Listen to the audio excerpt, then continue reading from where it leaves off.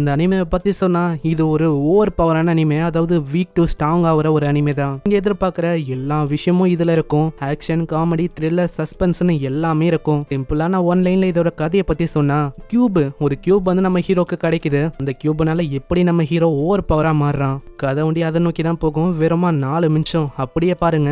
4 நிமிஷத்துக்கு மேலதான் கதை வந்து உங்களுக்கு புரியவே செய்யும். மறக்காம வீடியோக்குள்ள போறதுக்கு முன்னாடி ஒரே ஒரு லைக்கை தட்டி விட்டுருங்க. இந்த வீடியோக்கு ஒரு 3K இல்ல 4K லைக்ஸ் வந்தா இந்த வீடியோ இன்னமும் நிறைய பேருக்கு ரெக்கமெண்ட் ஆகும். சோ மறக்காம தட்டி விட்டுருங்க. சரி வாங்க நம்ம டைம் வேஸ்ட் பண்ணாம எப்பிக்குள்ள போகலாம். எப்பிக்கோட ஸ்டார்டிங்லயே ஒரு வித்தியாசமான ஃபோர்ஸ் வந்து எல்லாத்தையுமே இழுக்குது. அங்க வித்தியாசமா ஒரு 4 பேர் நடந்து போறாங்க. அங்க டைமும் அதிகமா உங்களுக்கு போகுது. இதனால எதையுமே கண்டுக்காம ரோட்ல அப்படியே போறான். அந்த இடத்துலயே கார் பயங்கரமா தாக்குது. அங்க திடீர்னு அவன் மஞ்சு போயிடறான். இதை பாக்குற யாருக்குமே எதுவுமே புரியல. ஆமா, திடீர்னு இவன் எங்க தான் போனான் அப்படின்னு தான் எல்லாருமே யோசிக்கிறாங்க. இதுக்கப்புறம் ஒரு பொண்ணுக்கு உங்க கால் வந்து, ஹேய் உன்னை அவங்க தேடி வராங்க இப்படி அங்க சொன்னோடனே அங்க திடீர்னு அந்த வால்ல இருந்து ஒரு 4-5 பேர் வராங்க. அதை பார்த்தோன்னே அவளுக்கு என்ன பண்ணும் தெரியல. சீக்கிரம் இங்க இருந்து ஓடிடு ஒரு வார்த்தையை அவன் சொல்றான். அதுபடியே இந்த பொண்ணை ஓடி போறான். தோரியும் அவன் தோந்து வேற ஒரு இடத்துக்கு போறான். அங்க இன்னமும் அவளுக்கு என்ன பண்ணும் தெரியல. மத்தவங்களும் அங்க தாக்கலான்னு வராங்களா. அங்க திடீர்னு அவன் சொல்றான் பின்னாடி. இது சொன்ன செகண்டே அங்க அவங்க வராங்க. ஆனா யாரையுமே அங்க ஆள காணோம். இதுக்கப்புறம் அந்த பொண்ணை காட்டுறாங்க. அந்த பொண்ணை அவன் பயங்கர வேகமா தூக்கிட்டு போறான்.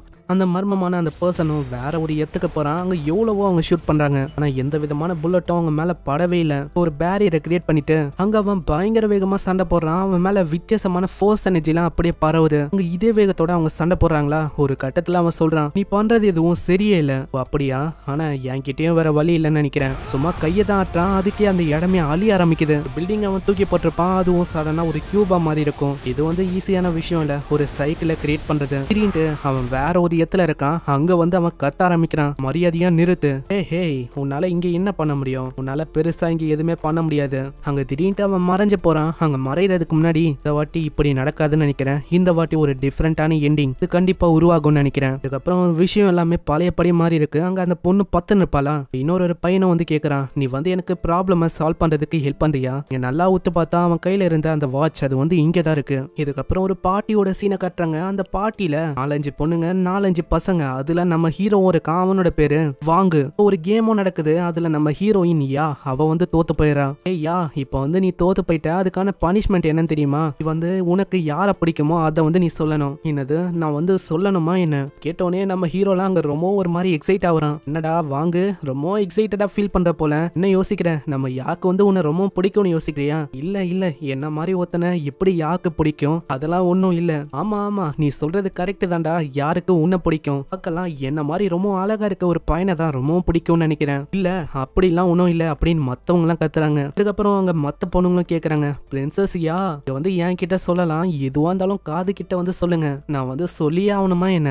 ஆமா கேம் படி நீங்க சொல்லணும். சோ கண்டிப்பா சொல்லுங்க. இதனால யாக்கு அங்க வேற வழியே இல்ல. அங்க யாவும் சொல்றான், எனக்கு வந்து ஒருத்தனை ரொம்ப பிடிக்கும். அது வந்து சொல்றதுக்கு ரொம்ப எம்பாரசிங்கா இருக்கு. அந்த பையன் அவன் யாருன்னா அது வேற யாரும் இல்ல, வாங்குதான். ஏன்னா வாங்க சின்ன வயசுல இருந்தே எனக்கு தெரியும். நாங்க எலிமெண்டரி ஸ்கூல்ல இருந்தே ஒன்னா விளான்னு இருக்கோம். கேட்டு வாங்குக்கும் அவ்வளவு சந்தோஷம். ஏன்னா இன்னைக்கு யா கன்ஃபஸ் பண்ணிருக்கா. யா வந்து நம்ம ஹீரோ கிட்ட கன்ஃபஸ் பண்ணிருக்கால. இதனால மத்தவங்களுக்கு அங்க ரொம்ப கடுப்பா இருக்கு. அடே உனக்கு எவ்வளவு தைரியம் இருக்கும் அண்ணன் பிக் பண்ண அந்த பொண்ணை வந்து நீ கரெக்ட் பண்ணலான்னு பாக்குற. உனக்கு எவ்வளவு தைரியம் இருக்கும் என்னோட யாவையே நீ தூக்க பாக்குறியா? யாக்கு அவங்க கால் பண்ணி மிரட்ட ஆரம்பிக்கிறாங்க. அங்க யாவும் பயங்கரமா கத்துறா, உன்னை விட்டுருங்க, அவனை எதுவுமே பண்ணாதீங்கன்னு. சோ உனக்கே தெரியும் இப்போ வந்து நீ என்ன சொல்லணும்னு. போனி நீ ஒத்துக்கலையா?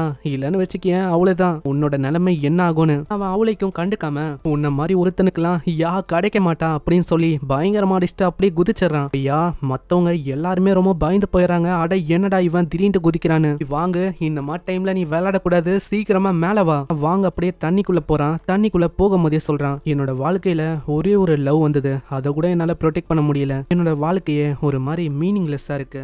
இதுக்கப்புறம் சீன் அப்படியே பாஸ்ட்டுக்கு போகுது. சின்ன வயசுல இவனை வந்து பயங்கரமா கேலி பண்ணிருப்பாங்களா. அந்த டைம்ல ஆளு ஓடி வந்திருப்பாங்க. யாவும் பார்த்து சொல்லிருப்பா, என்னடா இங்க நிக்கிற, வீட்டுக்கு வந்து போகலையா? ஒரே மழையா வேற இருக்கு.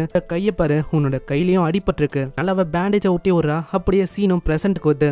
கீழே அப்படியே போயின்னு இருப்பானா. கீழே ஒரு மினுமினுக்கிற ஒரு பொருள் இருக்கு. இது ஒரு கியூப் தான். அதை தொட்டாத்த செகண்டே இவன் வேற ஒரு டைமென்ஷனுக்கு போறான். அங்க திடீர்னு முன்னாடி ஒரு சிஸ்டமும் ஆக்டிவேட் ஆகுது. அவன் ரொம்ப பயந்து போயிடறான். என்னால நான் கிட்னாப் ஆயிட்டேனா இல்ல எனக்கு வேற ஏதாச்சும் ஆக போதா? திடீர்னு அவன் டெலிபோர்ட் ஆகி வேற ஒரு இடத்துக்கு வரான். அதனால எல்லாருமே அவனை இன்னமும் தேர்ந்து இருக்காங்க. அவன் இதே மாதிரி டெலிபோர்ட் ஆகி அவன் வேற ஒரு இடத்துக்கு வந்து விழுறான். அது ஸ்கூல் தான். அங்க திடீர்னு வாட்ச்மேனும் வந்து செக் பண்றான். அந்த இடமே ஒரு மாதிரி தண்ணியா இருக்கு. நெக்ஸ்ட் அவன் வீட்டுக்கு வந்து அடுத்த செகண்டே அவனுக்கு ஒரு கால் வருது. அது வேற யாரும் இல்ல, நம்ம யாதான். அடே நான் எவ்வளவு பயந்து போயிட்டேன் தெரியுமா? நல்ல வேலை நீ போனை பிக் பண்ண. நீ வந்து பிக்கே பண்ணல. நான் வந்து ரொம்ப பயந்து போயிட்டேன். நீ ஏதோ இறந்து போயிட்டியோன்னு. ஆனா அப்படிலாம் எதுவும் நடக்கல. நல்ல வேலை நீ ஒன்னும் இறந்து போகல. இப்பதான் எனக்கு ரொம்ப நிம்மதியா இருக்கு. அதெல்லாம் ஒன்னும் இல்ல. இந்த மாதிரி நான் நல்லா இருக்கேன். நான் அந்த விஷயத்த பத்தி அப்புறமா உனக்கு சொல்றேன். ஆனா எனக்கு எதுவுமே ஆகல. இப்போதைக்கு அந்த பைத்தியக்கார பசங்க அவங்க கடலோரமா எங்கேயாச்சும் தேன் இருப்பாங்க. உன்னை அப்புறமா சந்திக்கிறேன் அப்படின்னு அவன் காலை கட் பண்ணி விட்டுறான்.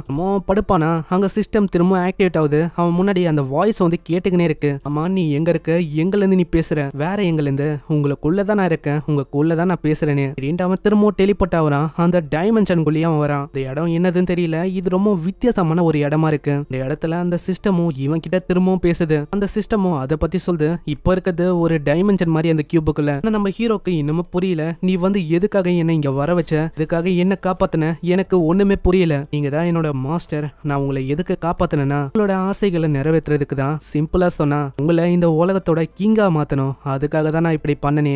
இங்கேயே இந்த எபிசோட முடியுது. இதுக்கப்புறம் வர எபிசோட்லாம் சும்மா வேற லெவல்ல இருக்கும். இதுக்கப்புறம் என்ன ஆகும்னா நான் சிம்பிளா ஒரு ஒன்லைனா உங்களுக்கு சொல்லிடுறேன். ஸ்டோனை இவனை கலெக்ட் பண்ண சொல்லுவோம். அதனால இவனுக்கு பயங்கரமான ஸ்ட்ரென்த் எல்லாம் கிடைக்கும். இதுக்கப்புறம் என்ன சண்டை நிறையவே விஷயங்கள் நடக்கும். அதெல்லாம் பாக்குறதுக்கு தயாரா இருங்க. நான் உங்களை நெக்ஸ்ட் எபிசோட்ல சந்திக்கிறேன். தேங்க்யூ ஃபார் வாட்சிங். சனரா.